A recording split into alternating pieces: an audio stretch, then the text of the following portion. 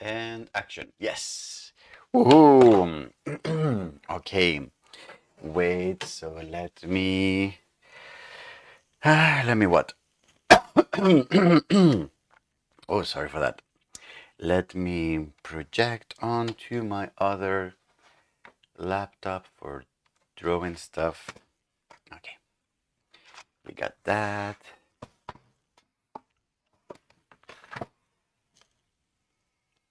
Oh, all right.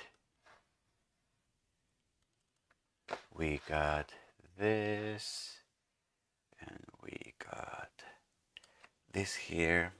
And now I'm just going to place this all the way here. Mm-hmm. Okie dokie. And I have this here. And my phone, I'm gonna turn it off because otherwise people are gonna start. Oh, and the lights. Fancy lights. Wait. Where are the lights? Here. There you go. How do I look? Hmm? Okay. And yeah. Good morning, Andres. ¿Cómo andas? Good to see you, man. Good to see you as always. Where are we? Here. I got this. Okay. So are we ready? Yes. 1, 2, 3. Good morning. Oh, wait. No. I'm not ready. Oh.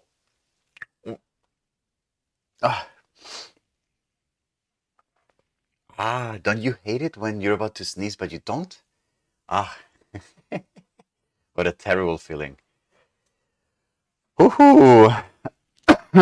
All right, let's try again. 1, 2, 3. Good morning. Choo. Parametric design, parametric modeling, computational design. Choo. How's everyone doing? I'm very happy to be here. Oh, God. Let me get ready for this. I kind of just woke up, like very recently, honestly. So, what's up with everyone? How's everyone doing? It's a beautiful day here in Cambridge, Massachusetts, where I live in next to Harvard University, where I teach, right next to MIT. Down the road, that other university. These people. And I am very happy to be here. If you are new to this live stream, my name is Jose Luis. I run this thing called Parametric Camp, which is a YouTube channel and a community at large, where we do a lot of computational design. I do live streams. We record tutorials here live in the company of many friends and fellows and members of the community that I can start seeing here in the chat. Nylan, yeah, no, it wasn't less coffee. You're going to see a lot of caffeinated Jose Luis today. Yes, Mohammed, good to see you. How are you doing? Esrom, yes, I don't think I've seen you here. Welcome. Very happy to have you with us. So, as I was saying, in this channel, we do tutorials, we do computational design, we learn how to code, we apply that to creative things like 3D modeling, like graphic design, like interactive installations and that kind of stuff. If you want to be up to date with what we do, make sure to join any of our social media, Instagram, Twitter. I post a lot on Instagram when we go live. We also, excuse me, we also have, where do I have this? Yes, we also have offline during the week. We have conversations on our Discord channel. So if you want to join that conversation and stay up to date with what we do, make sure you join our Discord server. I just posted the link here on the chat. And also we have a Google Calendar where I post the events when we go live. Hey, Sotivas, how you doing? I just posted a link to the Google Calendar here in the chat as well. We typically We typically stream on Fridays, and we typically do double streams in the morning and in the afternoon. But this week is an exception because I've been recording a series on introduction to parametric modeling. So how to do 3D form using a visual programming language called Grasshopper. And I wanted to do an intense recording session this week to get the full list out of the door early in the summer so that people could use it this summer to learn Grasshopper, to learn algorithmic modeling. So I want to get that out of the door as soon as possible. So that's why this week we're doing an intense live stream thon. Okay? And any questions, any comments from the community? How's everyone doing? Oh, and if you join the Discord channel, please make sure, I see people are jumping in right now. If you join the Discord channel, make sure to go to the introductions channel and let us know a little bit of who you are and where you're coming from and why you're interested in these kind of things. Is that what you do, Sothivas? You have me on the background as ambient? I'm not sure how to take that. I'm going to take it as a compliment, I guess. But of course, everyone is welcome to do as they please, of course. Now, what are we doing today? We are continuing with the Introduction to Parametric Modeling playlist, which, if you remember, yesterday we did a lot of, we explained what NURBS geometry was. We took a look at NURBS surfaces, NURBS, we took a look at NURBS surfaces, we took a look at, what am I going to, NURBS surfaces, NURBS curves. We did a bunch of exercises to improve our technique, to improve the technique. So we did, what did we do? Let me share my screen here. So I have this list here. So here we did this. I'm actually going to start breaking this down into videos. So, so what we did here was the videos were this and this, oopsie, and this. That was the morning.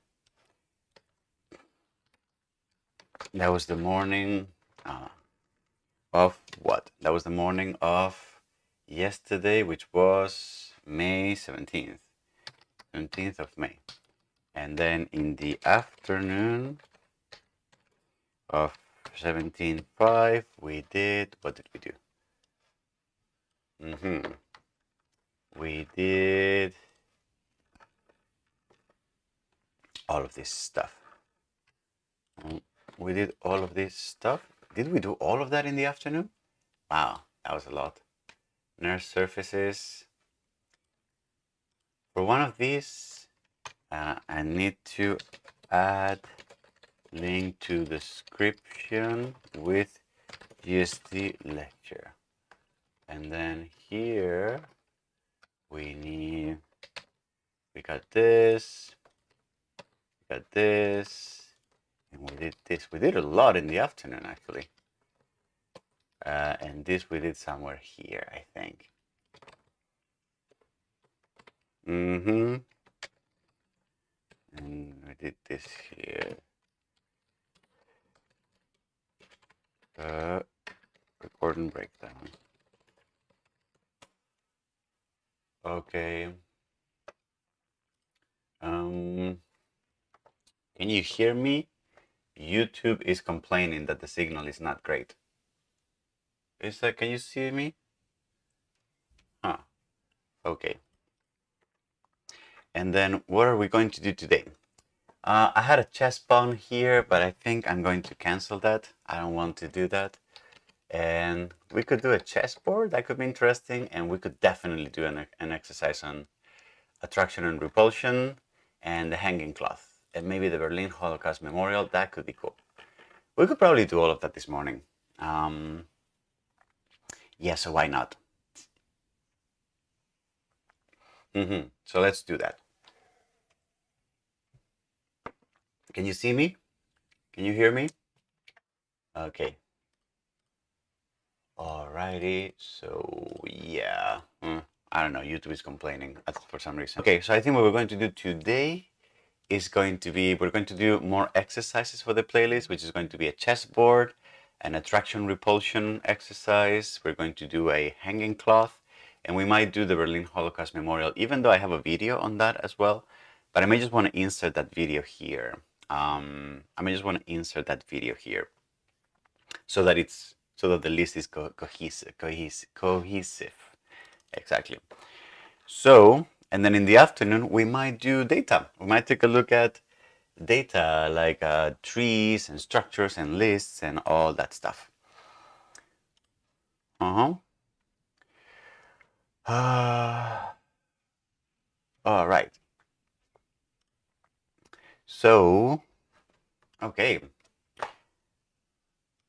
So shall we start? Okay, so I think we can probably get started.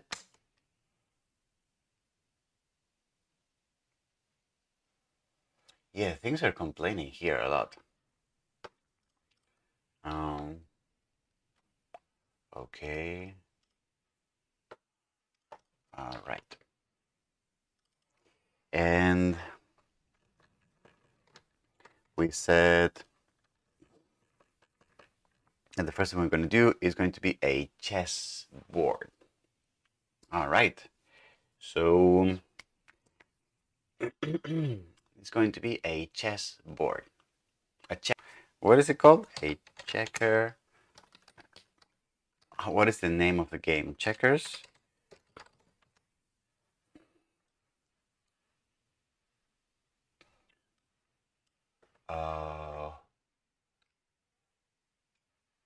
All right. Checkers, images, drafts.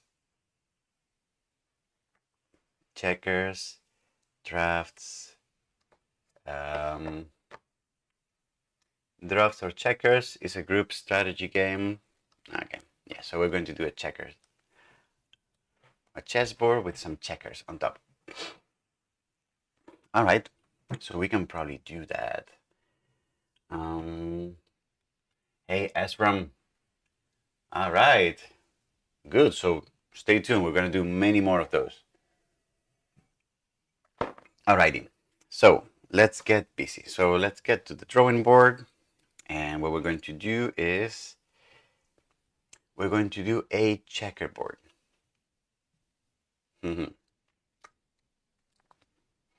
And how are we going to do that? Hey, no, welcome. How are you doing, sir? Alrighty. So we're going to do a checkerboard, and the checkerboard is going to be something like this. And of course, this is not exactly how it looks. Should I take a break and just draw this properly? Okay, so I'm going to draw this properly. So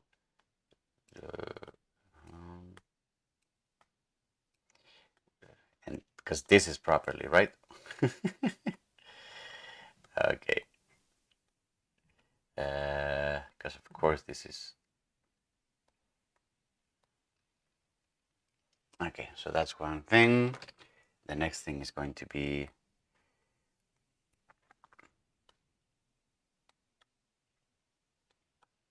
like filling this up.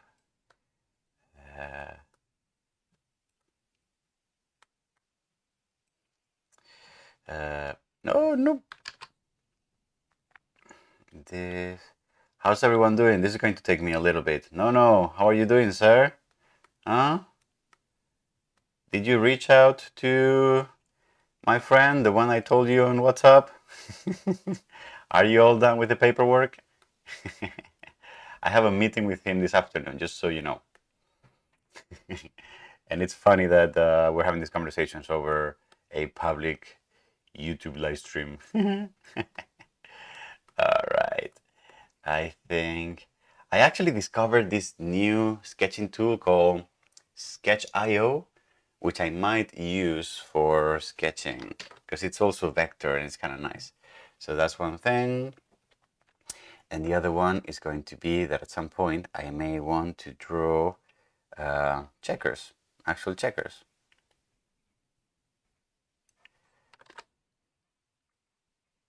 So those checkers are going to be here, here, here, here, here, here,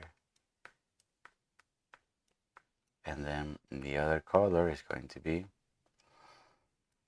the other ones are going to be somewhere here, to be here, here, here, here. Okay.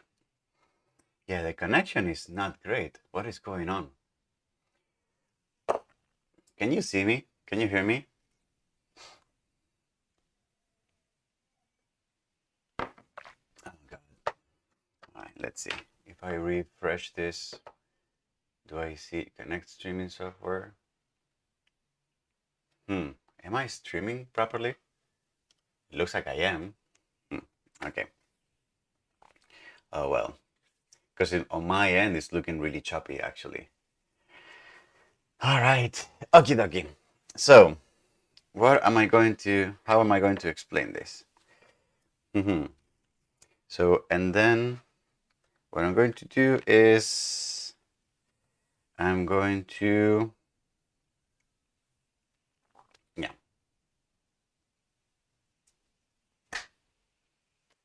what I'm going to do is the following. I'm going to follow this structure here. So, and, okay, something like this. Alrighty. I know, Anguito. It's gonna be intense this week. But it's going to be good because it's going to be out and people are going to be able to use it and learn from it. It's going to be great. So let's start. So we're recording a video where we're going to make a checkerboard. Checkerboard or a chessboard. We can do both actually. We can actually do both. Why not? So we can do that, or we can do, for example, instead of that, we can do something where we have this,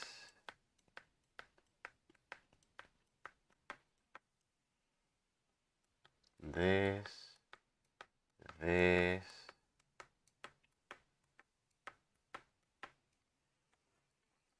okay, so this can be another one.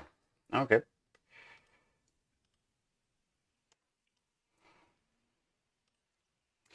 All right, so let's start.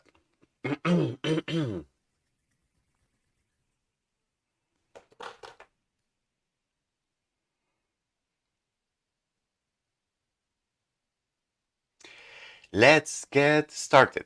And as we typically do, the first thing that I would like to do is to take a closer look at what are we going to be doing here and plan a little bit ahead, the steps of how I'm going to approach the modeling of this exercise. So as we said, we're going to model a checkerboard or a chessboard, and probably the checkerboard looks something like this. It's going to be some kind of grid in 2 dimensions with lines, and then hopefully what we will do is that we will be able to control the size of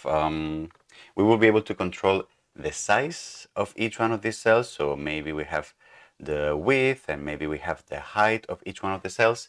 We may also want to control how many of these cells are in the x direction and how many of these cells are present in the y direction. So we know that typical chessboards have 8 by 8 cells, but this is parametric cell chess, so we want to make it as versatile and as flexible as possible. So this might be the number of cells in the x direction, and this might be the number of x in the y direction. Okay, and then something that we might be able to do is once we have this, so this is going to be probably the first step, and it's going to be, I'm going to say that it's going to be the parameters that I'm going to choose. So the size of the cell and how many cells we have in each direction. After that, the second step will probably be doing something where we actually flag or we mark which one of the cells should be white and which one of the cells should be dark. And then the way we're going to do that is by simply having some of them be tiny square surfaces that are solid, if you will, and the other ones just having nothing on them so that we can differentiate them. And after that, we probably want to do something where we lay out either a grid of pawns or figures on both sides of the checkerboard. So for example, we can have 2 rows or n rows of elements on this side and I don't know, however many elements on the other side. Okay. Or if we're going to go for the checker approach instead of chess, we can place like tiny cylinders like this on this side and on the other side. And of course, how many rows we have is also going to be parametrically defined, because why not? We are parametric people here. Okay, so I think those are going to be the the main 3 steps, or in this case 4, the main 4 steps that I'm going to follow. First, I'm going to draw the grid on the screen, and it's going to be parametrically defined. Then second, I'm going to draw the solid checker cells, so which ones are solid and which ones are not. And then third, I'm going to place the elements on top of the chessboard. Those are going to be either pawns, 2 rows of pawns on each way, or 3 rows of checker tiles on each one of the sides. So for each one of the steps, we will go back to the diagram and we will break down the logics of how we're going to do that. Okay, let's take a look at how to do the first thing, the grid in Grasshopper.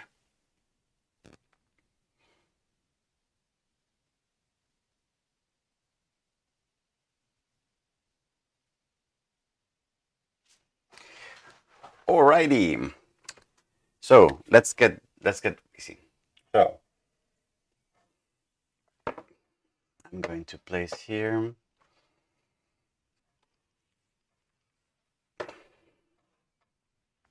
what do you think is more useful, that I do add the sliders and I add everything manually on the video, or that I do it beforehand and that I start the video saying like, we have all these parameters that I have created here, etc. So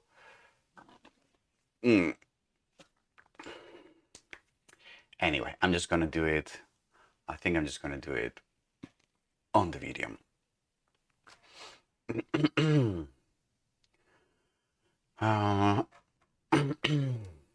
And actually, let me check this out.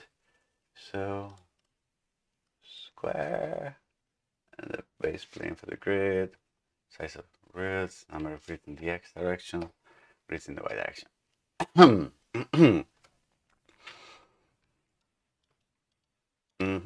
Okay, so, and let me place some bifocals here.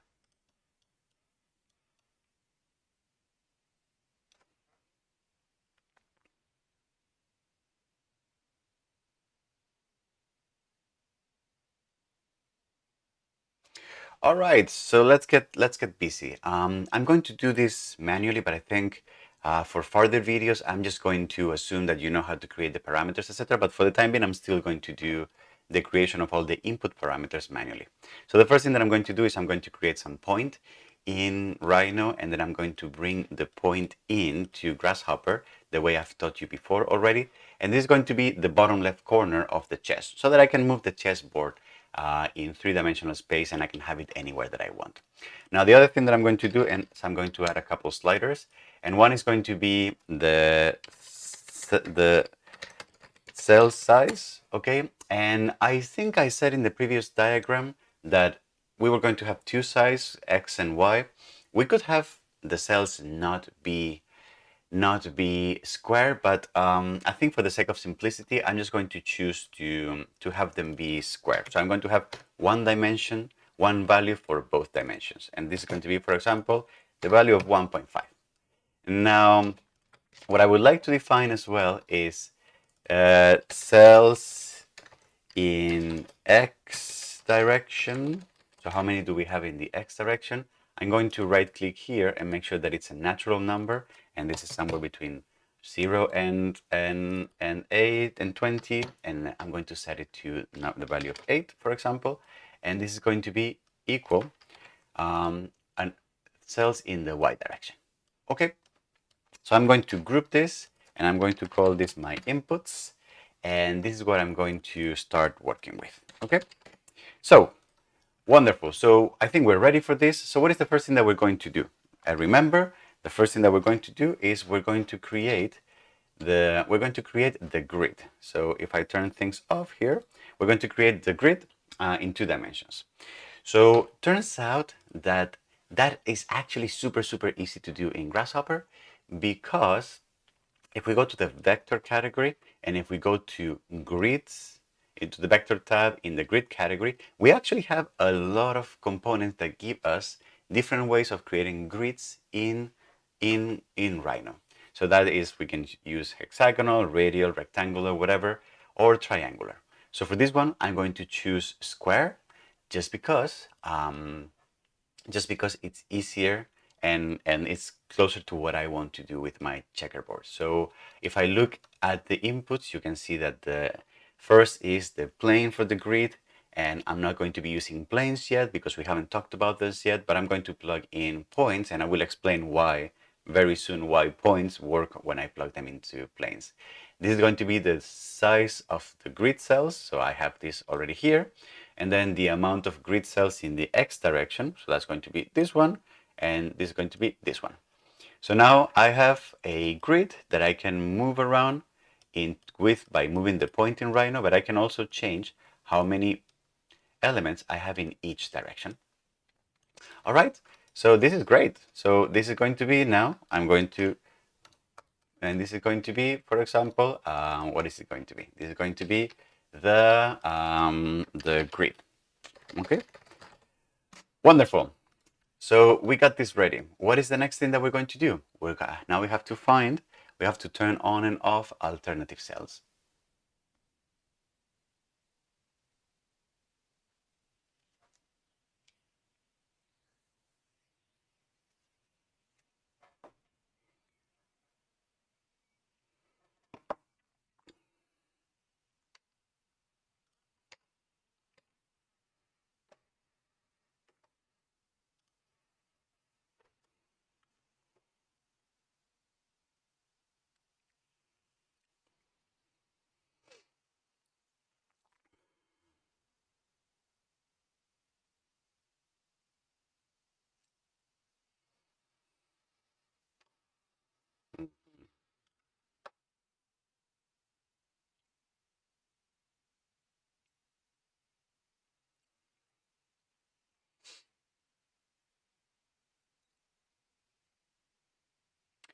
The way we're going to do that is going to be a little bit special, because there's 2 ways we could go about this. One is, if we are here in our definition, you can see that the output is the outlines of the grid, which if you plug here a panel, you could see that they are rectangles. So each one of the cells is actually a rectangle. They're not continuous lines. And therefore, what I could do is I could just create a flat surface with the boundary being each one of these rectangles, and then therefore I can create solid square surfaces out of each one of these rectangles. And then after that, I could do a process where I could use data manipulation to turn on and off alternative squares in this grid. However, we haven't taken a look at data yet, so that approach is still a little too early in this series to be implemented. So what I'm going to do is I'm going to use a simple geometry trick. Okay, so we know how to create cells we know how to create grids and also something that we can do with grids is that the other output of the grid component gives us the points at the grid corners. And I can actually see those if I plug here an empty box of points and I plug those here. You can see that this grid as an output is also giving us the corner points of the grid. And if I were to use these corner points to create a primitive surface, like for example, a simple rectangle, where is a simple rectangle? Yes, here in primitive, a plane surface. So if I were to use this as for plane surfaces, you could see that I could plug all these points, and then if I make this a little smaller, so for example this and this, you can see that I can very easily place rectangles in each one of these, in each one of these, in each one of these, in each one of these corners. Okay. So the idea here is that if I can do that, then maybe what I can do is I can actually create myself a grid that is a little bigger, that lives on top of my grid, on the previous grid that I've done, and use that as a baseline to create these plane surfaces. So that, and for example, if I make a grid that is this big and this big and this big and this big, or actually let me just draw this on the diagram. If I create a grid that has a point here, another point here, another point here, another point here, here, here, here, here, all of these points, then you see how I can create rectangles that are going to live here, here, here, here, etc., etc., etc. So I can create half of the rectangles by just creating a grid that lives on top of that.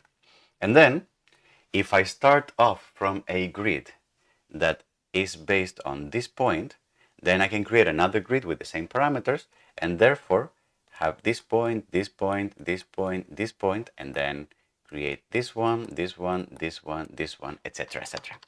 So what I'm going to do is I'm going to try to create a grid that starts at the same original point here, and then it's something like this. It's a grid like this, like this, like this, like this, and like this. And then take each one of the corners of that grid and use it as the base for drawing a rectangle. Okay? So let me try doing that. So I'm going to go back to Rhino, and then I'm going to delete this thing here. And then what I'm going to do is I'm going to create another square cell. So I'm going to turn this off first, and then I'm going to drop here another grid. Okay? And then I'm going to use the same base point for this grid. Now, keep in mind that we said that the grid that I'm going to create now is twice as big as the first one. So what I'm going to do is I have to say that the cell size must be multiplied by 2. And at this point, I'm actually going to use an expression just because I like them better. All right. And then this is going to be 2 times x. And then I'm going to plug in here. And then this is going to be the value that I'm going to place here. And you can see how, this grid now is like twice the size as the first one. But the problem is that the amount of the amount of cells is a little larger than what I want. So what I want probably is half the amount of these elements. So for example, if I do amount in the x direction, so that should be x divided by 2. And I'm going to plug this in here, and then I'm going to say this is going to be x divided by 2 as well. And now I have this grid here that is a little larger. So if I now use this as the base for drawing my simple primitive, so my plane surface, then I can have these points as the base, and then the size is going to be the cell size in the x direction and the cell size in the y direction. Yoo-hoo! All right.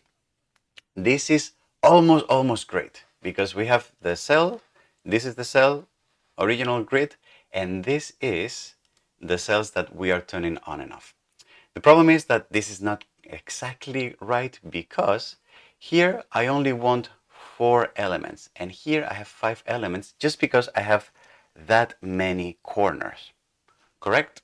So what I need to do is I need to figure out an operation here that tells me, given 8 numbers, given 8 cells, it gives me the amount of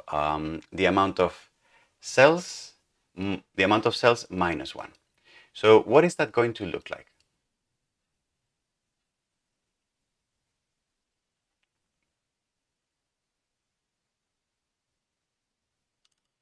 So I think this should be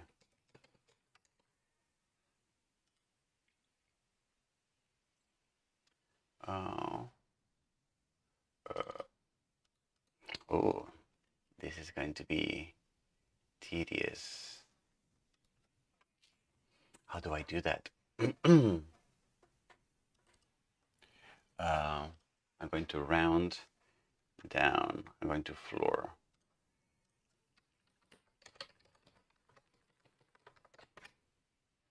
Okay, and then if I do 9, okay.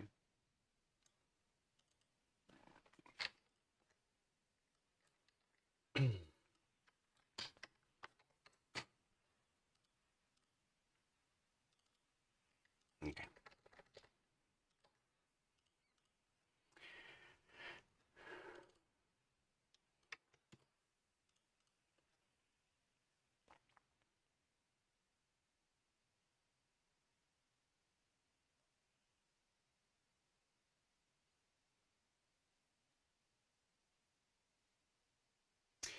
So what we're going to do here is we're going to use a small mathematical trick. So right now, whenever I have 8 here, 8 cells, what I want is the amount of squares in the x direction to be 3, because I want the grid to overlay the way I have here in the diagram. So if I have 8 cells in the x direction, if I have x cells in this if I have 8 cells in the x direction, I want 3 cells in the grid that I'm overlaying. So the way I can do that is, first of all, I can say, well, I would like the number of cells in the x direction to be x minus 1. So for whenever I get the value of 8, now this is going to be 7 divided by 2, and the result of that is going to be 3.5. But the idea is that I don't want 3.5, because then this component is going to take that number and it's going to round it up to 4, as I can see here. So what I want to make sure is that the result of this division is always going to be rounded down. Rounding down in mathematical terms is equal to an operation that is called floor. If you see here, floor is going to return the largest integer that is less than the specified number. So for 3.9, it will return 3. For 3.2, it will also return 3. It is the opposite to another operation that is called ceiling, which is basically rounding up. And then it's also different than another operation that is called round, which is round always snaps to the integer that is closest, whereas ceiling rounds up and floor rounds down. So what I'm going to do is I'm going to use floor to round to the nearest integer down. So what I'm going to say is I want to calculate the floor of all this operation here. So that's going to be x minus 1 divided by 2. Okay? And so that what that means is that when this is 8, the result of this is going to be 3. But when this is 9, the result of this is going to be 4, which is something that I actually want. And when this is 10, it's going to stay at 4. When this is, you see how the grid is growing correctly? All right, and then I think here that for this one, I want to use the exact same technique. So floor of x minus 1 divided by 2. And then these white spaces, I'm just doing them for decoration. And then here, now I have for each, oh, no, what is going on? If I grow in this direction, oh, sorry, because I have to plug this one here. So if I grow in this direction, there you go. And if I grow in this direction, there you go. Wonderful. So it's working. So now I have the first, and remember, this is just an overlay that I'm using temporarily to use the points that are generated in that grid. as the baseline for these rectangles that I am drawing as plane surfaces.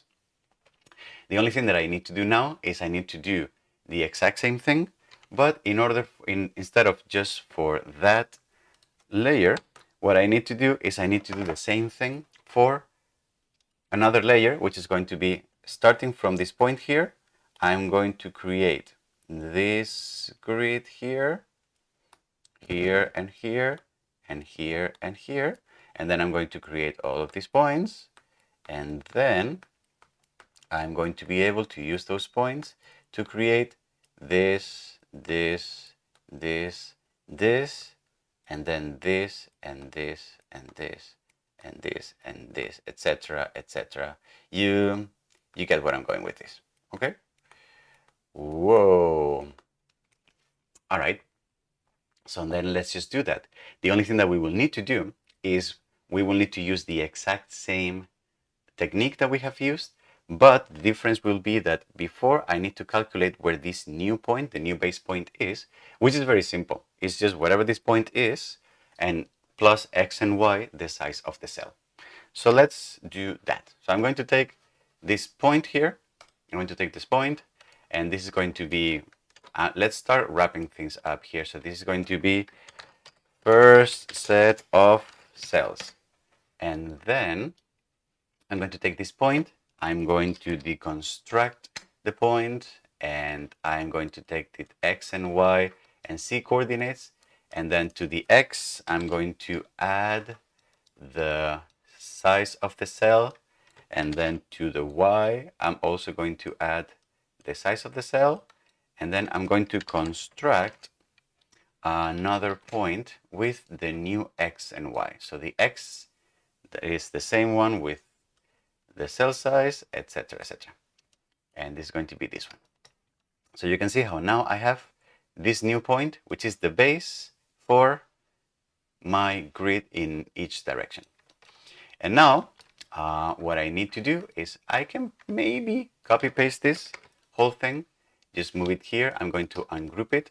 And then, oh, you can see how I'm starting to get a lot of spaghetti. I'm starting to get a lot of wires overlays.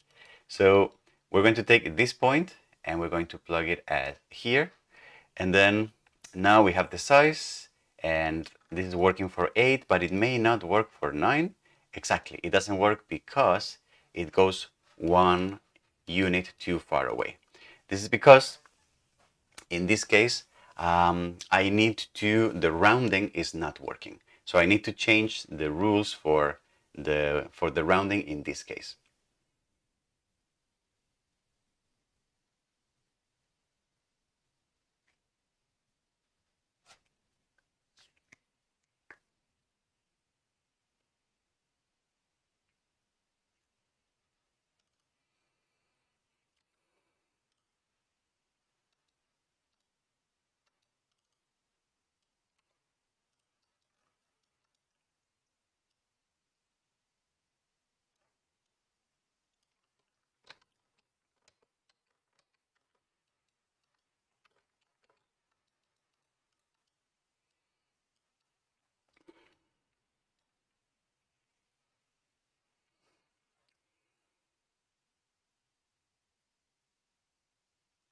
The only thing that I need to do here now is go into my rules and then saying that the floor, instead of subtracting 1 unit, we're going to subtract 2 units so that the number of cells is 2 units less before we divide it and we round it down.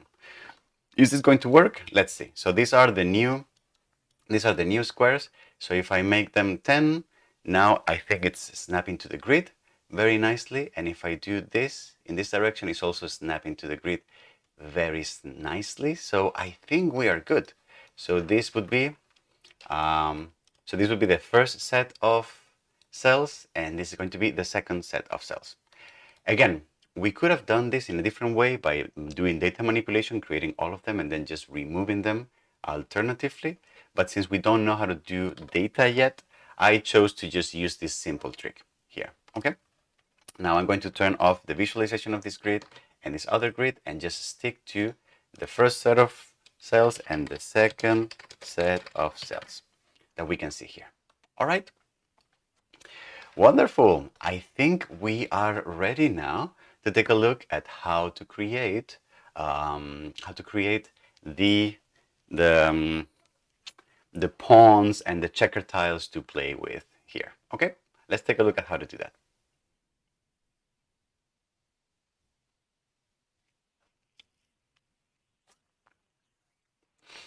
Andres, I'm not sure x divided by 2 minus 1 works because it also gives you a number with decimal part. And then we don't know how Grasshopper is going to handle that. Okay, so here, mhm.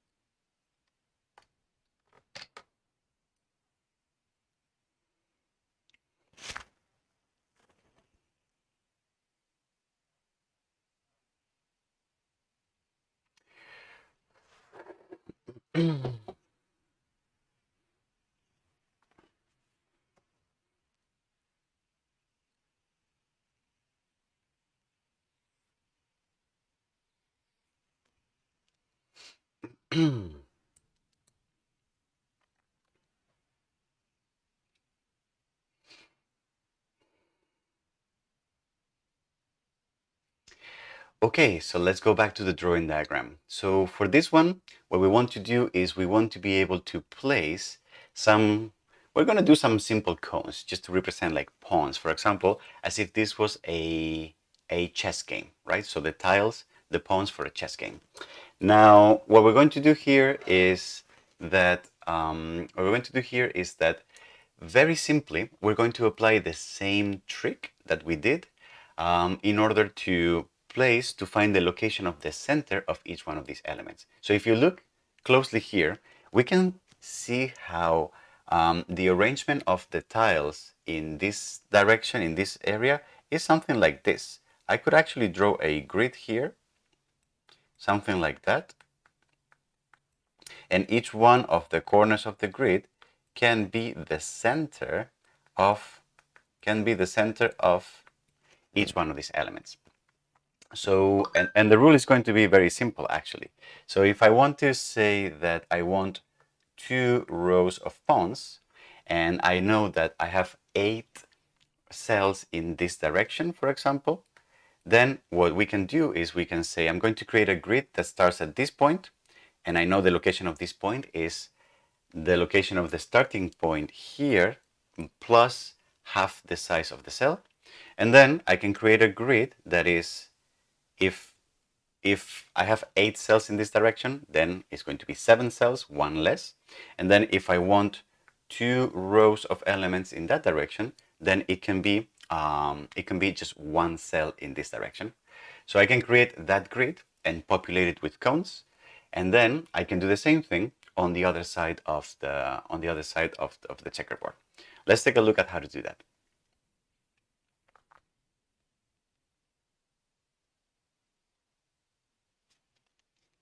Hey, Sativas. So mathematics they are important. It's not so much about mathematics, it's about the numerical relationships between things. So it's more about algebra, or it's more about conceptualizing simple numerical relationships.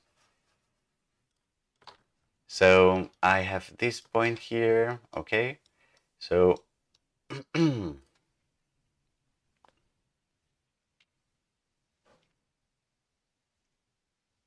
so let's do this. So I'm going to take the point, and again, I'm going to deconstruct the point, all right?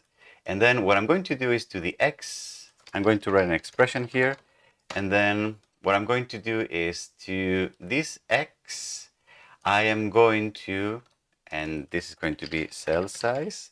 What I'm going to do is to whatever the x was, I'm going to add half of the cell size. And the cell size is going to be the parameter that is coming in here from here. All right. So my rule is going to be that whatever x was, take x and add half the cell size. And that's going to be the same also for the y direction. Remember that this x, the naming of this x, the fact that this is connected to this x has nothing to do.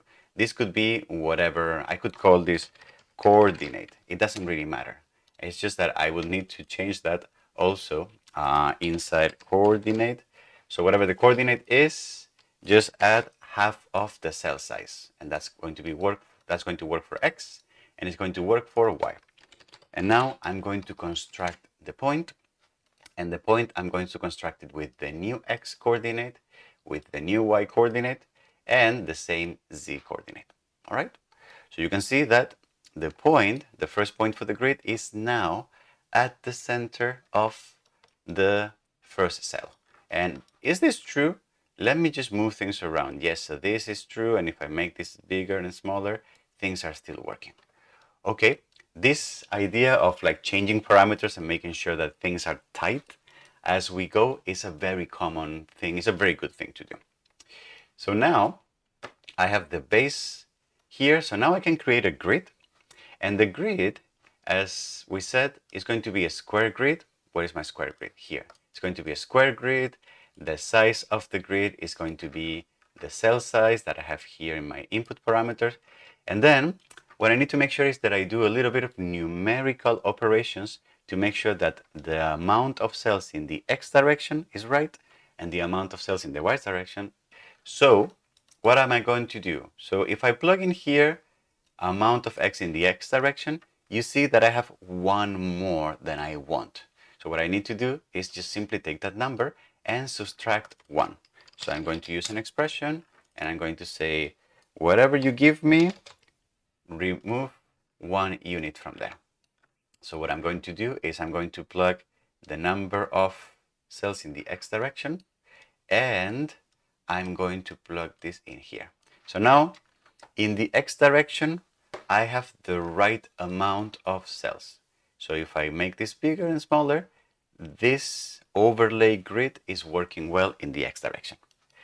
And now, what about the y direction? Well, I actually don't have anywhere in my code, I don't have anywhere where how many rows of tiles do I want to have. So maybe I can add that as a parameter. So what I'm going to do is I'm going to create a new parameter here, which is going to be, I'm going to copy and paste this one, and it's going to be tiles in rows of tiles, for example. And I'm going to set this to the number 2. Okay? And I'm going to set that the minimum may also have to be the number 2 always. The minimum may have to be the number 2 always. So I'm going to add this to group, and then remember that we said I'm going to copy and paste this, and I'm going to say whatever number of rows has to be that number of rows minus 1. Because remember from the diagram, if I have 2 rows, then I only want 1 cell in that direction. So I'm going to plug this in here, and now, yoo-hoo! And now I have an overlay grid that has point elements in the corners that I can use as the centers for some geometry that I can place on top of that.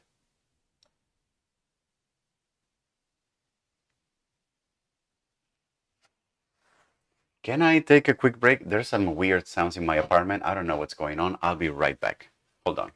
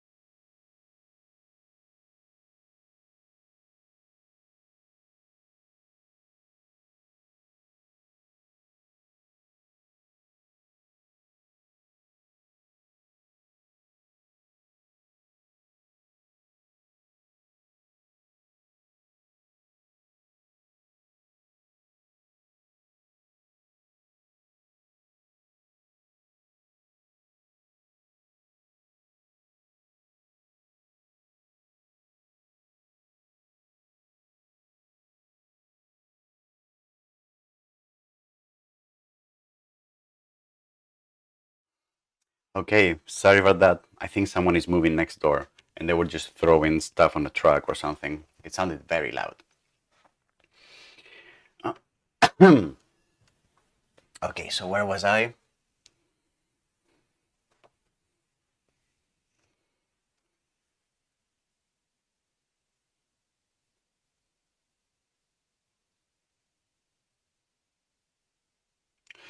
Wonderful. So now we can use this as the center for the tiles. So for example, I can just go to surfaces, primitives, and then I can place cones, for example, in each one of these centers. So the base is going to be the points, and woohoo! How is that? How cool is that? And then the radius and the cone height will be parameters. So maybe what we can do is we can either say that the radius, for example, has to be, I don't know, a factor of the cell size. So for example, and these are going to be parameters. So for example, I'm going to say rows of tiles, and then I'm going to write here, I'm going to copy this slider, and it's going to be tile size factor. And then I'm going to say that this has to be somewhere between 0 and 0.5. So that, for example, if I say the size has to have a radius that is 0.4 times the cell size, for example. Or I could just do this numerically. So for example, I can just say tile radius, and that's going to be, for example, 0.4 in this case. And then I can just plug that in here, and then this can be the radius of the cones. And then I can also say tile height, and then I can crank that up a little bit, and then plug that in here, and then that's going to be the length of the cones, for example. All right, and I can now turn off the point, I can turn off the grid, I can turn off the points, and now you can see how the cones are now, they are now much nicer. But one thing that I don't like about having the tile radius be a hard-coded number is that if for some reason I was redesigning my board and then I made the cell size much larger, then you see how the tiles are just like they stay with the same absolute number, absolute value. I kind of don't like that. So I may want to choose that the size of the radius might have to be a factor of the size of the cell, maybe. If depending on what I'm using this for. Is this for visualization? Is this for fabrication? If it is for fabrication, maybe I'm actually interested in the real world size of the pawn as opposed to a factor. So ultimately, this is up to you. What kind of factors or what kind of numerical relationships do you establish? Okay. All right. So so that's one thing. The other thing now is that we need to create the other grid. So we need to create the second grid, a grid that is going to be a grid that is going to start on this point here, and then is going to be something like this. And the only challenge here is going to be to find where this point lies here. And the trick here is going to be that we're going to say, for example, that the location of this point is going to be the same as the location of this one here. But in the y direction, what we need to do is we need to add an amount of cells, which is equal to how many cells do we have in the total direction minus the amount of cells that we have, the amount of rows that we have for tiles. Does that make sense? Because if we have 3 rows, this point would be here. If we have 4 rows, this point would be here. So it needs to be the amount of total rows in one direction minus the amount of rows in that of rows of tiles. I'm not explaining myself very cleanly today, huh? This is getting a little messy. So let's give it a try. Let's see how we could do that. So I'm going to I'm going to go back here and I'm going to take here and group this and say first set of pawns, for example. That's going to be 1. And then I'm going to take the point that I created here and I'm going to deconstruct that point. So I'm going to deconstruct the coordinates of that point. And then I'm going to create a new point that has to be somewhere here. And the coordinates of that point are going to be, I'm going to construct a new point. The x coordinate is going to be the same. The z coordinate is going to be the same. But now the y coordinate has to be the amount of rows in this direction, the amount of cells in this direction, minus the amount of rows, multiplied by the cell size. So let's see if we can create an expression to help with that. So I'm going to create an expression and I'm going to say cells in the y direction. That's going to be one of the inputs, cells in the y direction. The other one is going to be cell size. And the third one is going to be rows, tile rows. So how many rows do we have in each direction? How many tiles do we have in each row? So I'm going to move this here and I'm saying this is the amount of cells in the y direction. This is the size of the cells. And this is how many rows we have in each direction. So now I have the 3 numbers plugged in. And then here I'm going to write the rule, which is going to be how many cells do I have in the y direction minus how many tiles do we have per row. And all of this needs to be multiplied by the cell size. So cell size multiplied by this minus this. You see why the expression component, I like it so much, because doing this with components like plus and minus whatever is actually a little tedious. So let me do that and then, and let me actually plug the y the y value. So I'm going to add the y value here, and then this is going to be whatever it was before plus all this stuff that I just calculated here. So this y plus cell size times blah blah blah. Oh, all right, this worked. So you see how this point is now here. Let's mess a little bit with the inputs to see if things work correctly. If I change the cell side, it sticks. If I change the amount of cells in the y direction, it sticks.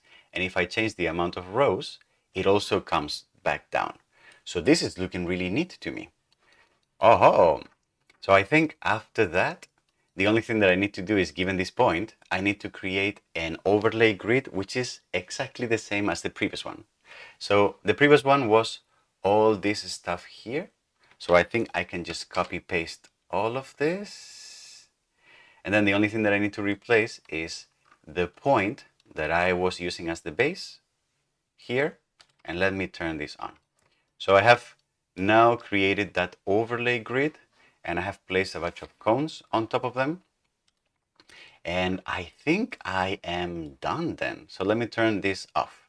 So you see the base point, the grid, and then each one of the cones that I have placed on top of these, the points of that grid. Woohoo! And does this work? So I want more row, more tiles. If I make this larger in this direction, if I make it bigger in this direction, oh, everything looks really, really parametric to me. This is awesome. Alrighty, so this is looking great. So then I'm going to this second set of pawns. All right. So I think with this, we have kind of finished creating a parametric chessboard of sorts. I have my cones here and I have my other cones here. So this is looking pretty neat. I'm going to turn off this point so that it's not very visible. And all right, so this is our parametric chessboard. Now what I'm going to do in this video is I'm going to continue and I'm going to add a little bit more of components so that instead of just the rows of pounds, we can also have rows of checkers, and this is going to involve doing like again this trick of like the grids, etc., etc. So it's going to take me some time, so stay tuned on this video if you want to see how I do that. Otherwise, just jump on to the next video. You think you're good with this already, okay?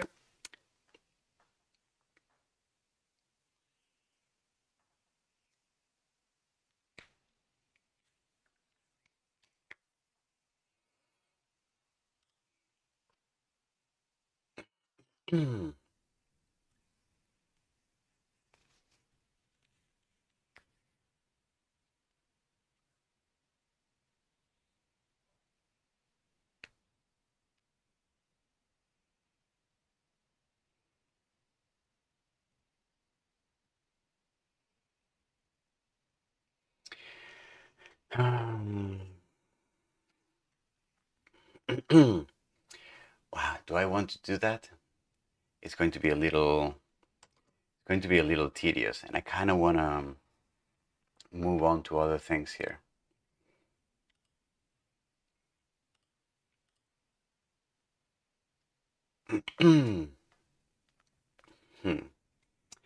I kind of want to move on to other things here.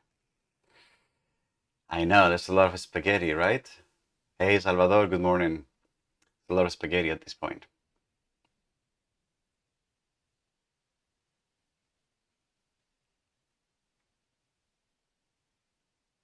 Hmm.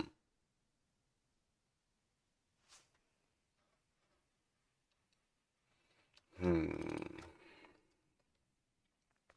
Let me try something before we actually do anything. Uh,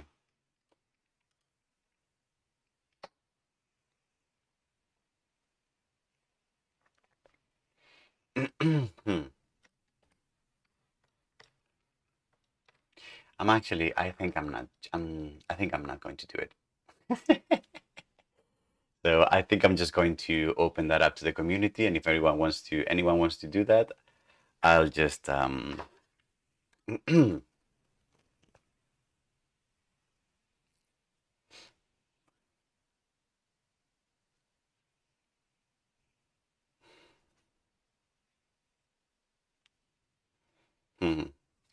Okay, I'm just not going to do it. I want to move on to the next video.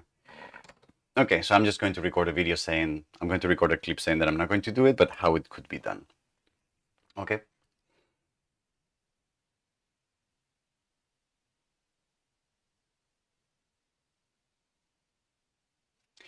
All right, and I'm actually going to apologize, but I'm just recording more of the videos in this series, so I kind of want to move on to other videos. So remember when I said I was going to do the checkers? So I'm kind of not going to do them. Sorry.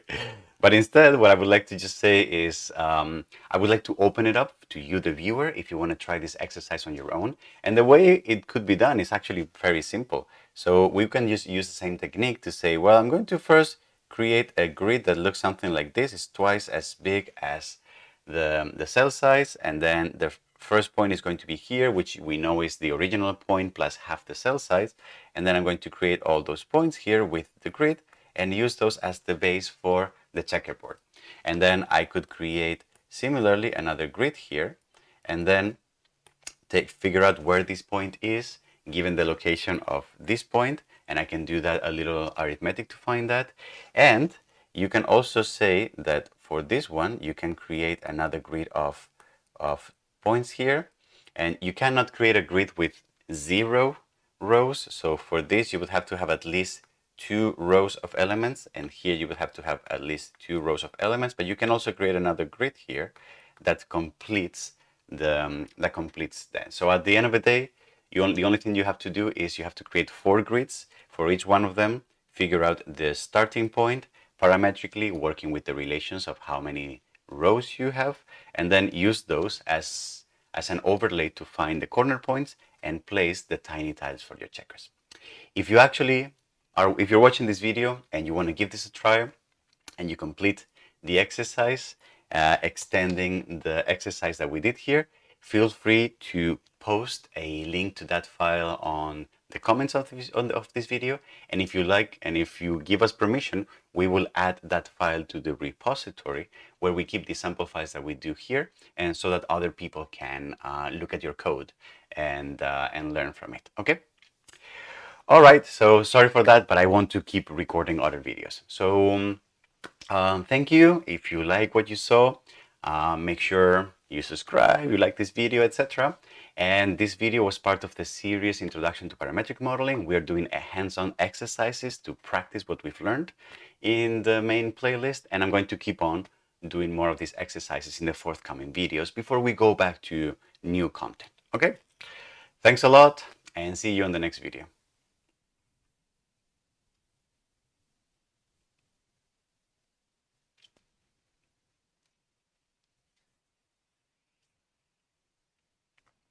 Yes, so Tivas, we could use this patch, but since we haven't talked about data yet, that's why I'm trying to do it in a way that it's not using data manipulation.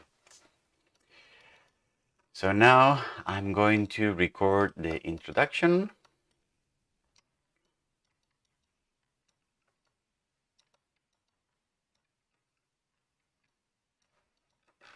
And the introduction is going to be here.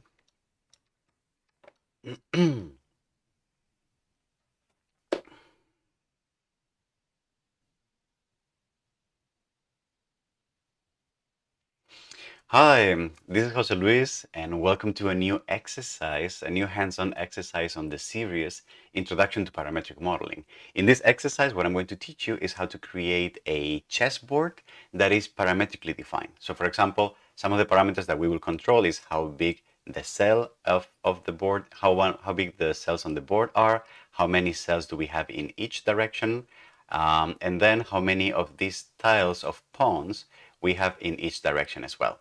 And also controlling their size and also controlling their height.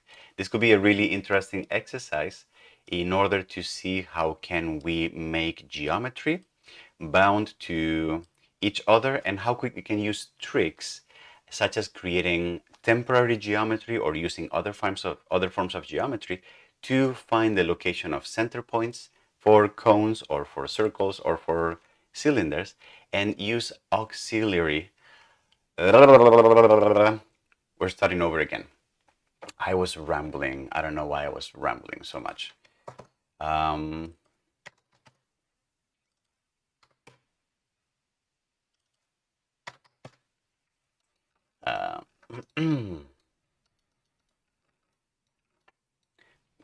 Why don't I just say what we're going to learn in a simpler way?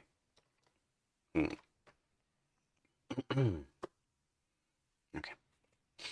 All right. And what is this file going to be called? E4, right? E4 chessboard.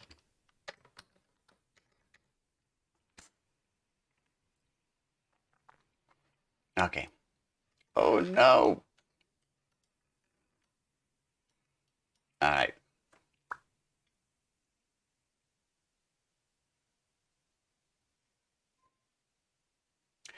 Hi, this is Jose Luis, and welcome to a new hands-on exercise video on the series Introduction to Parametric Modeling. In this video, what I'm going to teach you how to do is how to model a parametric chessboard.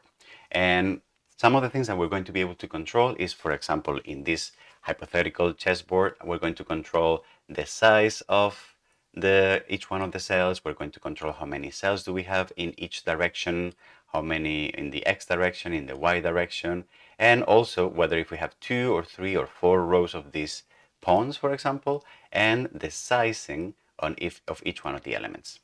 This is going to be a good exercise to learn, for example, how to work with grids. It's also going to be a good exercise to learn how to use temporary geometry, or use geometry that is not going to go into the final thing, just for the sake of finding center points, and use it as temporary aid for modeling. And this exercise is also going to be pretty good at figuring out some of the small numerical relationships that are inside of that we can use. Oh, what was I saying there?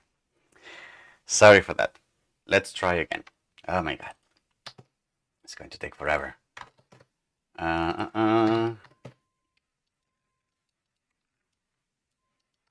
Okay. And this is going to be E for chessboard. Okay, let's try again. Sorry.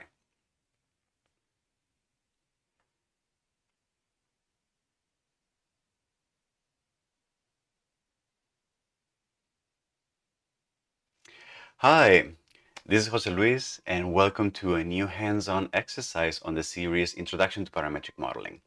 In this exercise, I would like to teach you how to model a parametric chessboard.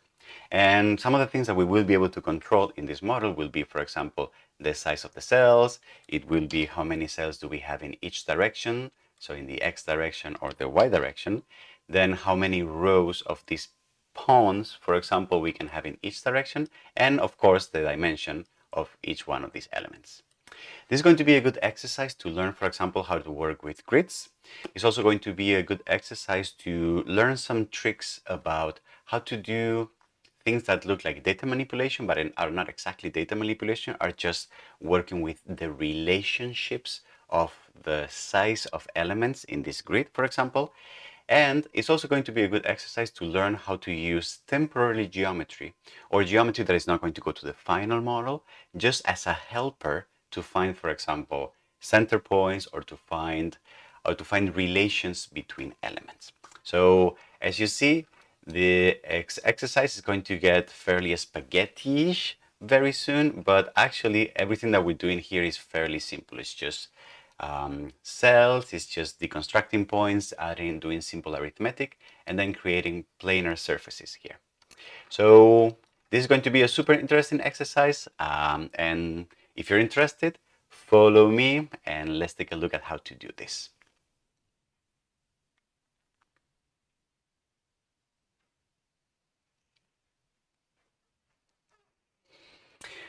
All right, that was it. Chessboard. Wow, it took a long time to do this one. Wow, what happened there?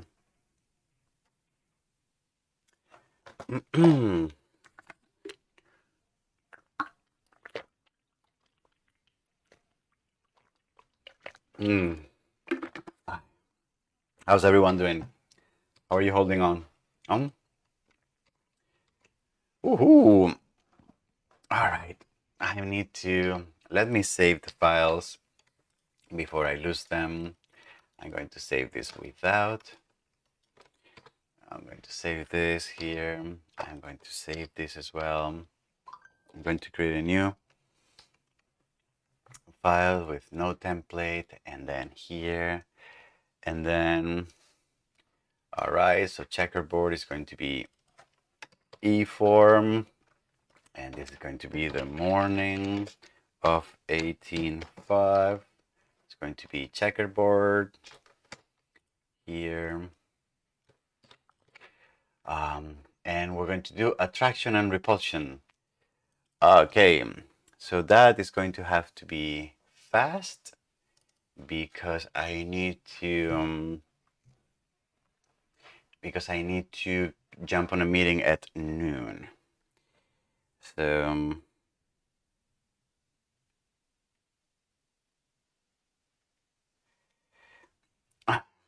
okay.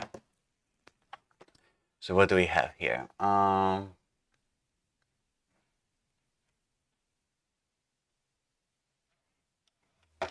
Okay.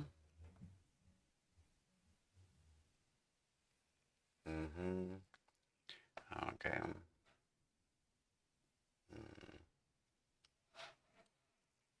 Okay.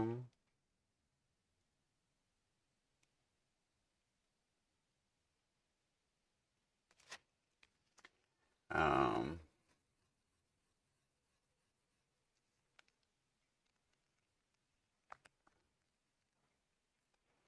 all right. So let's do an attraction repulsion exercise here.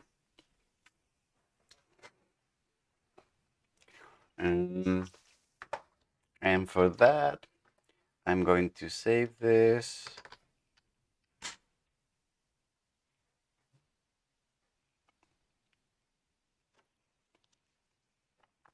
I'm going to create a new one, and then, oof, I'm a little brain dead actually today.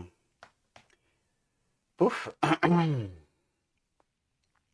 Attraction repulsion.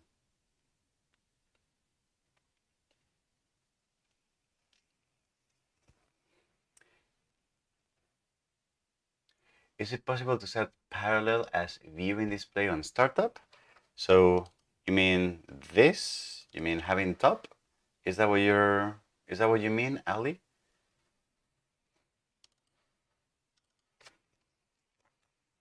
Okay. Hey, Arasto. Good morning. Good to see you.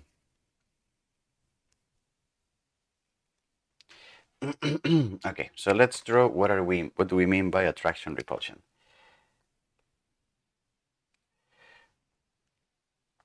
So we can have a point, we can have another point, another point, another point, point, point, and a point.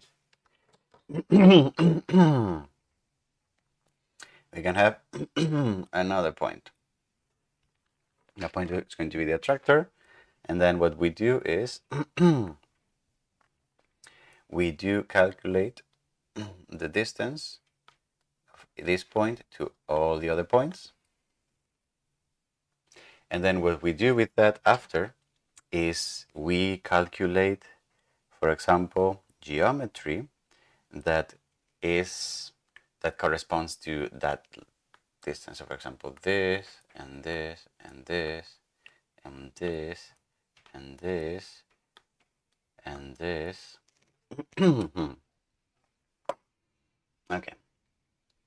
So this is going to be the basic idea. So I'm going to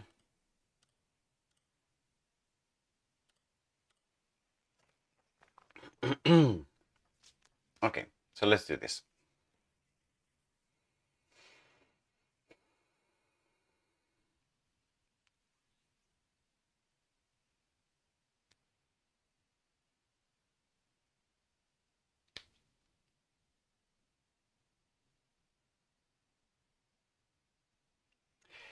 Okay, let's get started. So before we do anything, what do I mean by attraction repulsion? What does that mean? Well, the idea is that if we start, for example, from a collection of points, what we can do is we can write rules so that we can populate geometry that has some kind of property, for example, the size, the radius, the length, the height, or whatever that is, that depends on some kind of relationship with some other point. So for example, let's say that I have all these are going to be points that I have in my modeling environment. These are the centers of some geometry that I'm going to be populating. But I have some additional point that I'm going to call the attractor or the repulsion or the repulsor, I guess it would be called. And what I would use that point for is to affect the distance to all right, starting over again.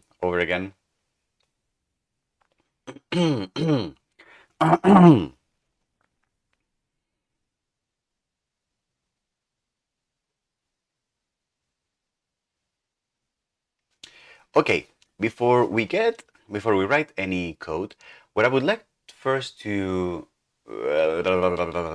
starting over again.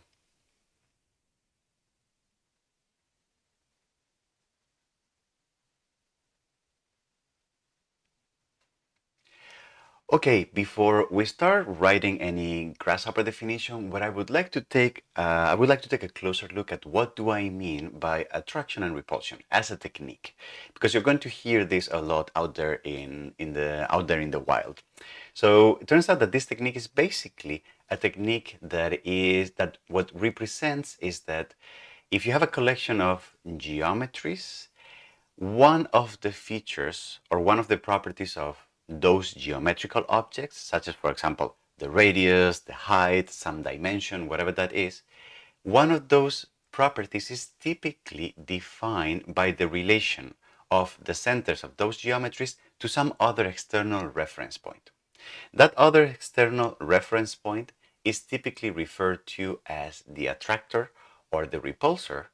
And then, given how far away that point is to the center of all the other reference points, that distance is typically used as what mediates how big or how small any of those features of those geometries are.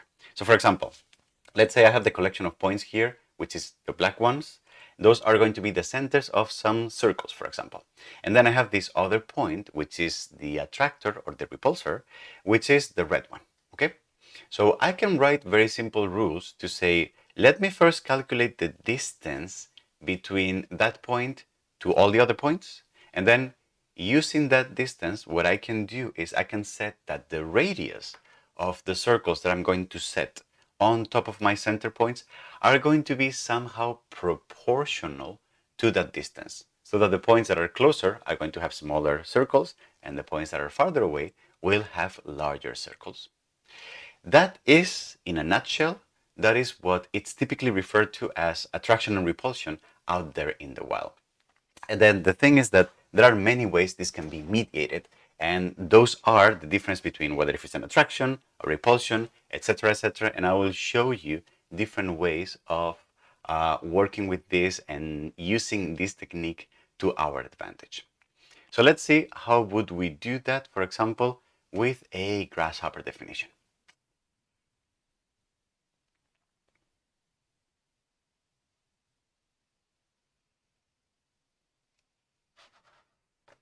Can you see my video well?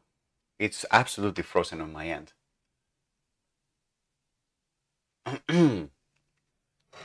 It's very, very frozen on my end. Okay. So let's go back here.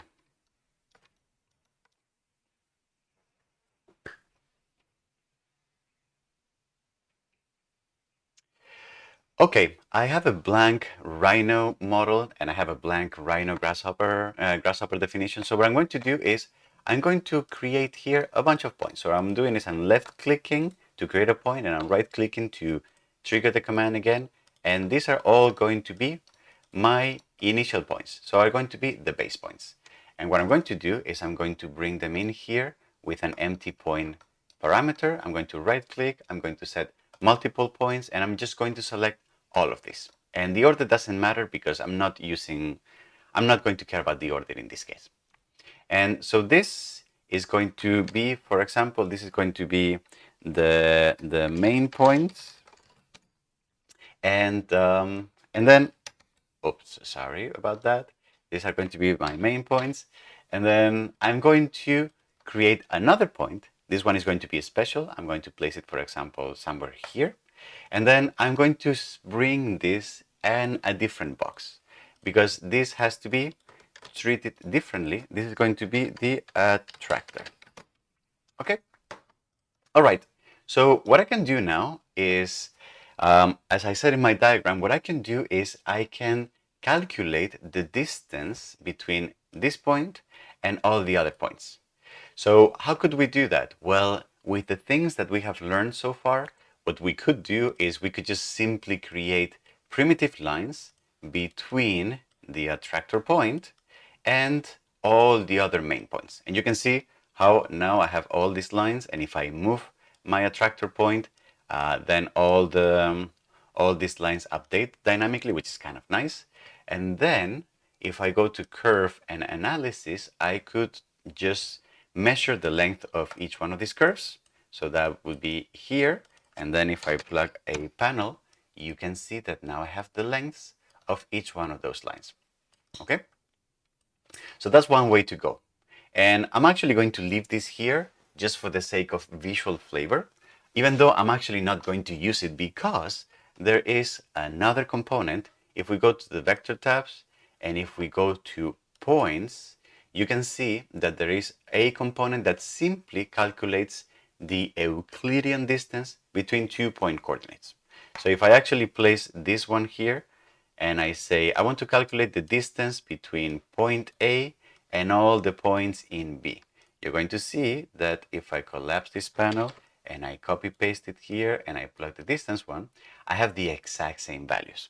So this one is a little faster, a little easier, a little leaner to do.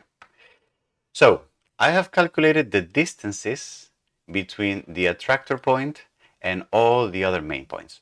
So what can I do with that now? Well, why don't I use that distance to draw circles on top of those points? So let me just go ahead and say I'm going to go to curves, I'm going to go to primitives, and I'm going to find circles. And I'm going to create circles defined by the plane where they are and their radius. So I'm going to place that here, and then I'm going to say this, the center is going to be each one of these elements. Oh, sorry, I am plugging in the distance. So I want to plug in, the center is going to be the main points.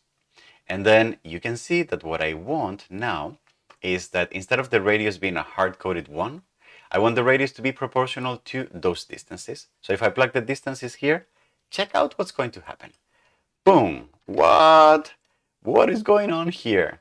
Well, if I highlight this, you can see that something very interesting happened. What happened is that because I plugged in the exact distance to the attractor, then every circle is actually having a radius that is the exact distance, and therefore all the circles are actually touching physically the attractor point here. Okay, if I turn this off, you can see how all the circles are actually hitting the exact same point, the attractor. Okay, this is not exactly what we drew in the diagram. In the diagrams, our circles were a little smaller. So why is that? Well, what we need to do is, instead of using the exact distance as the radius, we need to use a factor of that distance. By a factor, I mean we need to reduce all those distances proportionally in a similar way. So how can I do that? That is very simple. I can just create a slider. So I'm going to click here, a slider, and oops, not a two-dimensional slider, a single-dimensional, a number slider. And then a number slider is already by default from 0 to 1, which is kind of convenient. So what I'm going to do is I'm going to multiply all these distances, for example, by 0.5. So I'm going to multiply those distances by half.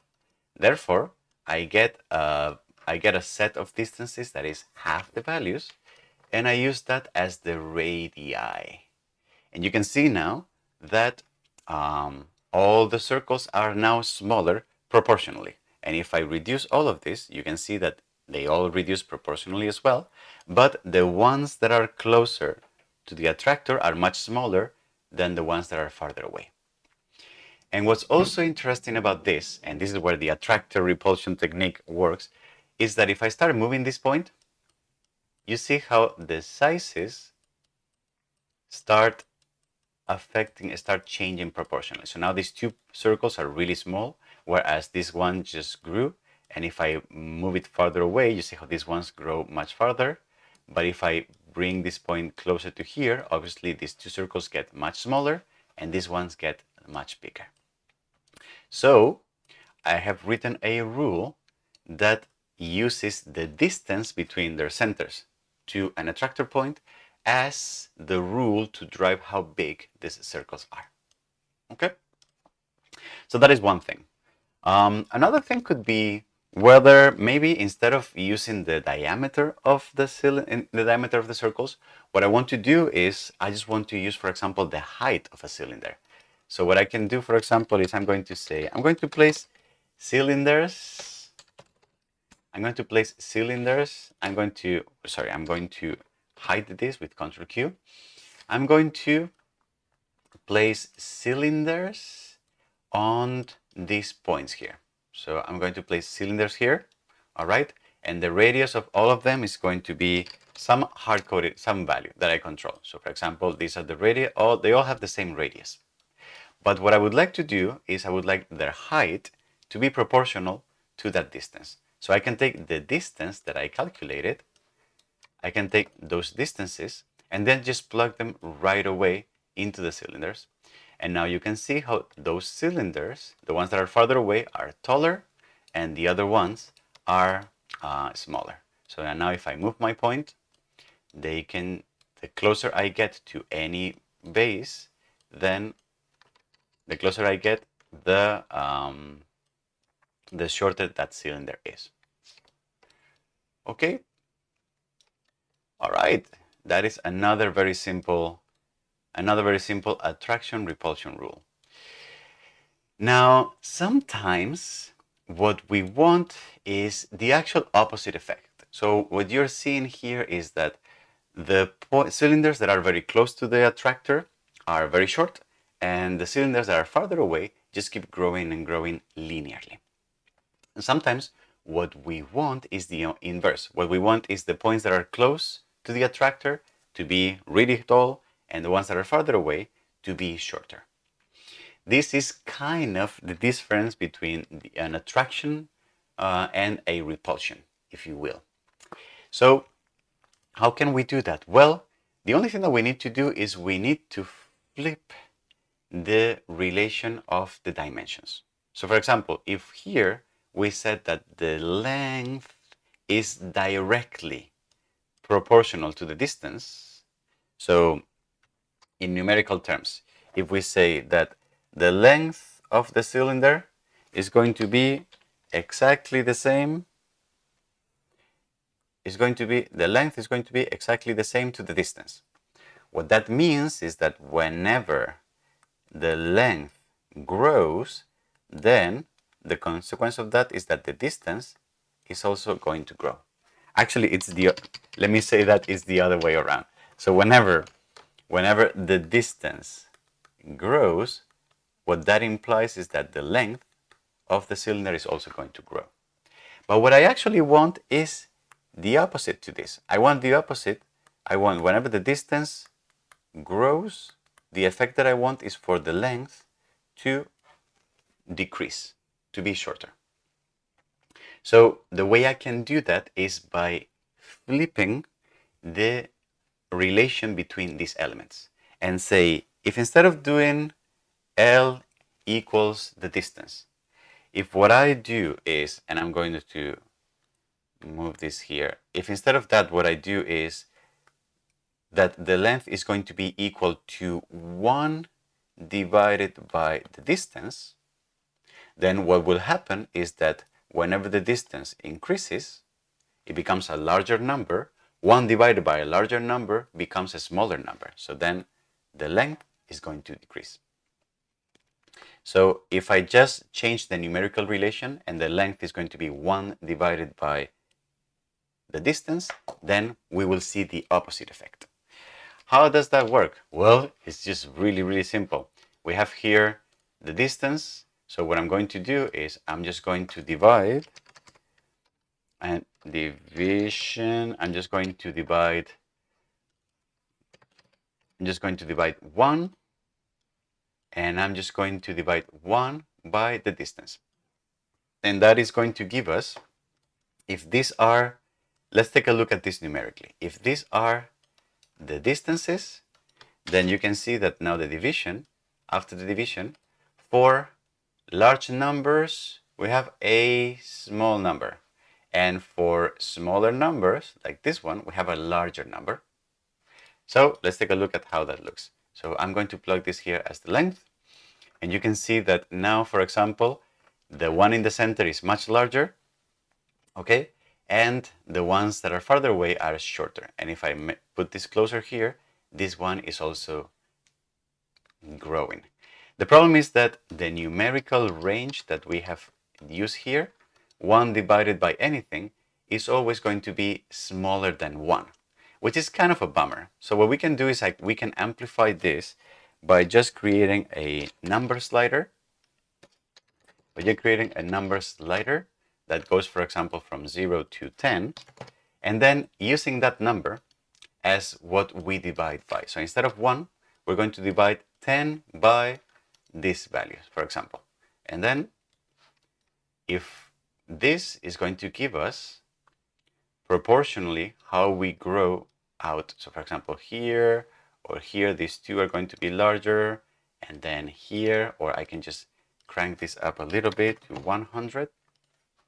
Okay, and then you can see how now each one of these, because we are cranking up the factor, the ones that are very close just grow a lot, and the ones that are not, the ones that are farther away, just are much shorter. Okay.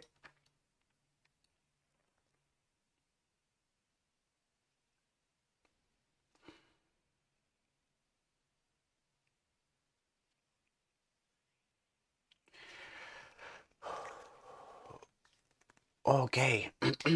I need to think how I'm going to wrap this up.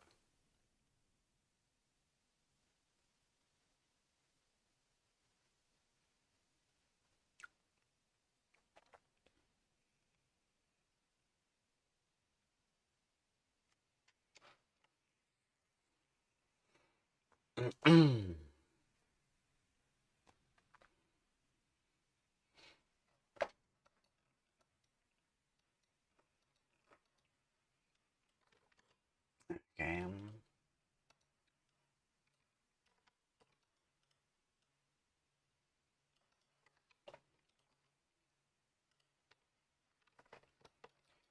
Mhm.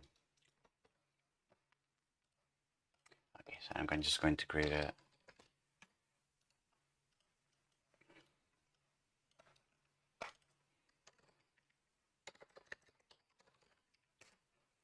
uh-huh.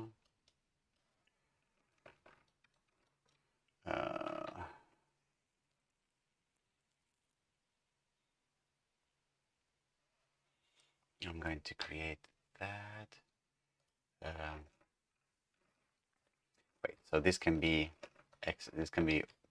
um, exercise 5.1 attraction repulsion.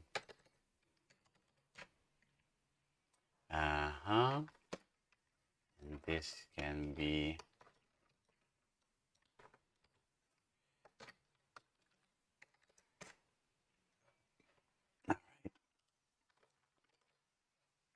and then I'm just going to make another quick example in which I'm going to play with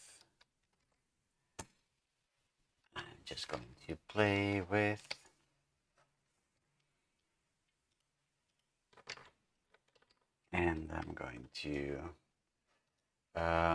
have a point here, and that's going to be set one point, and that is going to be cell size.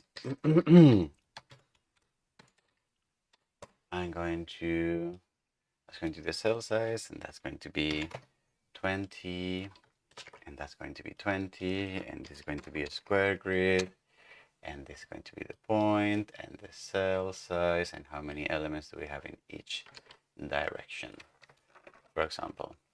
And then I'm going to use this to draw some cubes. I'm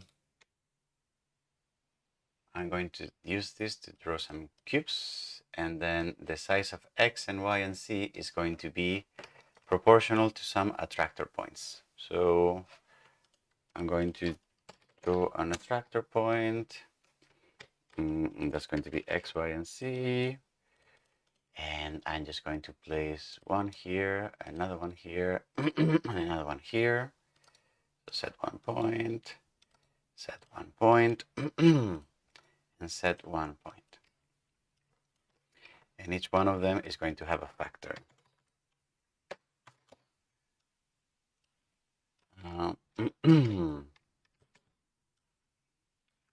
So we're going to calculate the distance of these points to this point, and then we're just going to multiply this by a factor, and that's going to be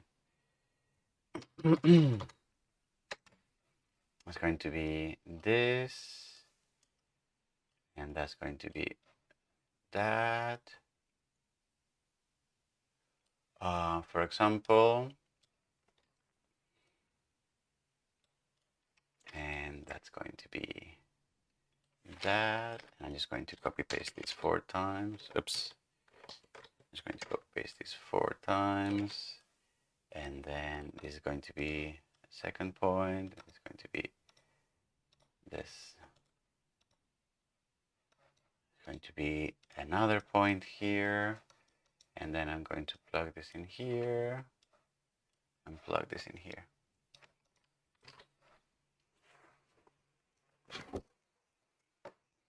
And maybe I'm going to have less elements, maybe.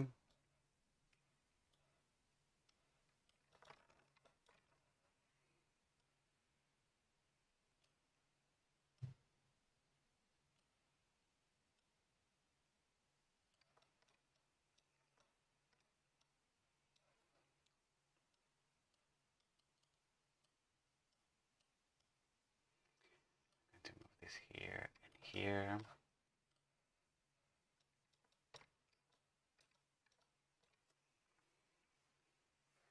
And this is going to be, what is this going to be? It's going to be E.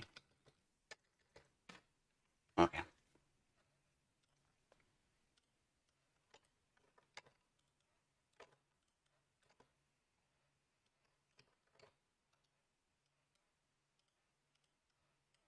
And it's going to be here. All right. I think we can explain this now.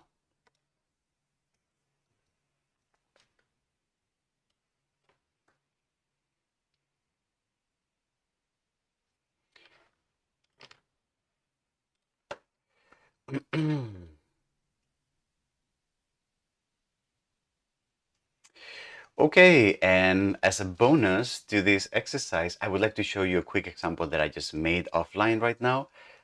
In this example, what I'm basically doing is I just created a grid, and then I used the center of each one of those points on the grid to create boxes, all right? What's nice about these boxes is that the dimension in each one of the directions in X and Y and Z is actually driven by the distance to 3 attractor points that I have here in Rhino. So I have 1, 2, 3.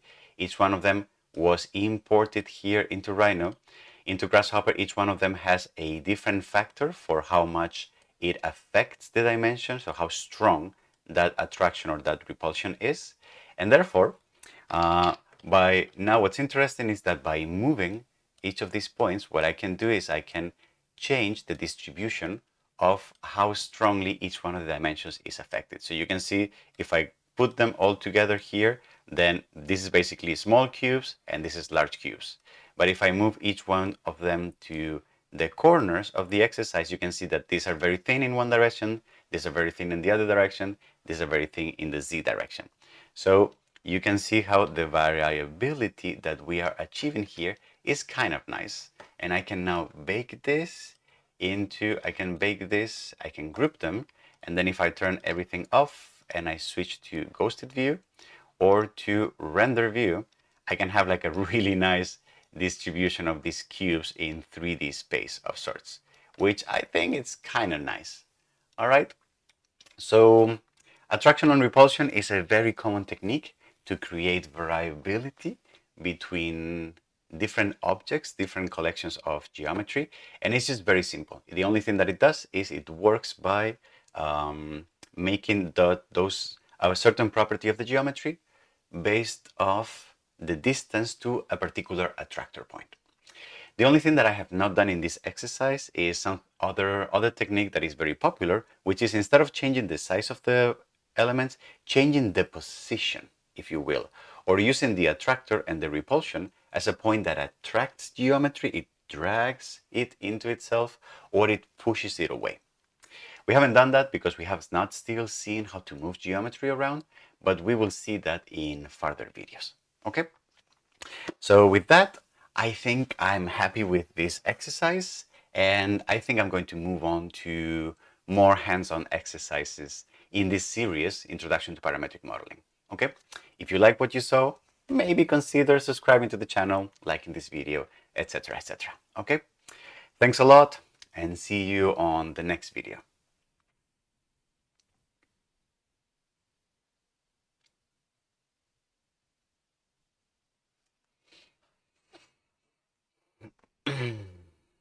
Okay, and now I need to record the introduction.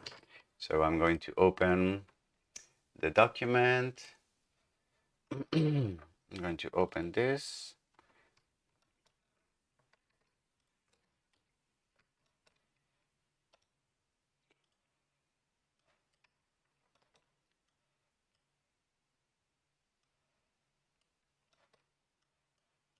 And then what I may just do is I'm just going to import this one here.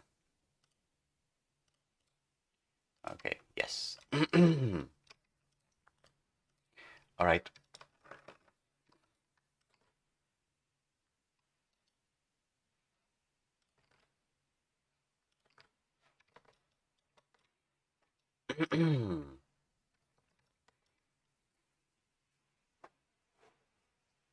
And then I'm just going to save this. I'm just going to save this as exercise 5, attraction repulsion. Okay. And then intro video. Okie dokie.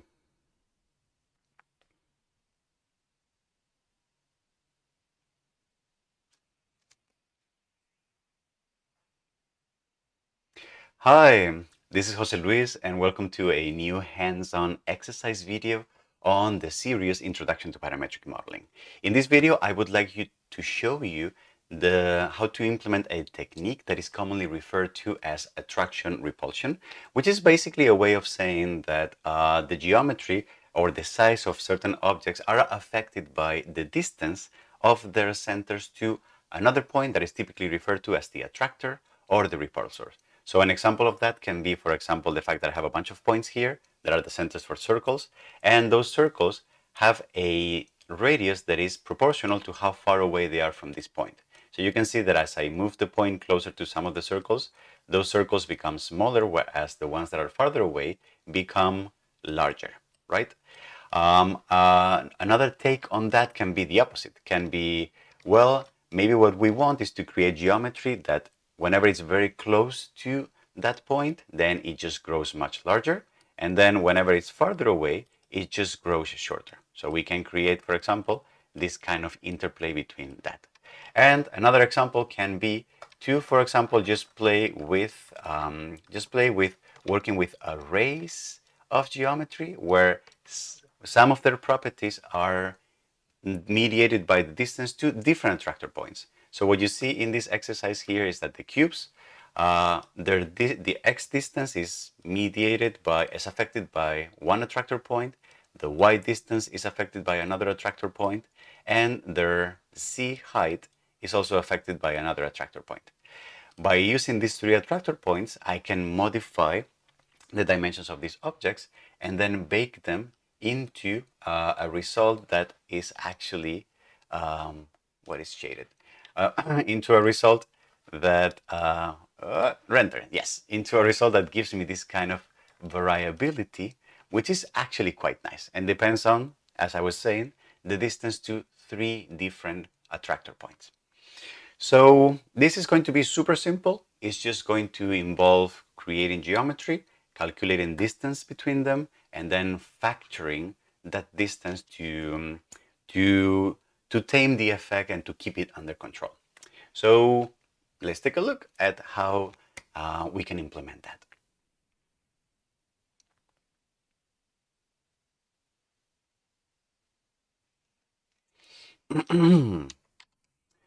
Alrighty. Well, I think with this is where I wanted. I wanted to do more this morning, but I think the chess exercise got a little out of control somehow. So yes, but I think that was cool, and the attraction repulsion one was also pretty cool. So wonderful. So I'm going to call it a day For this morning, remember that if you want to join, I'm going to be recording more of this in the afternoon. And otherwise, I will be recording more of this tomorrow. We're going to be doing an intense hackathon this week. Okay? So thanks a lot for being there. Thank you, community. Thank you, all of you, for being with me. And I'll see you in the afternoon if you can join, or I'll see you tomorrow or any other time this week. Thanks a lot. Bye bye.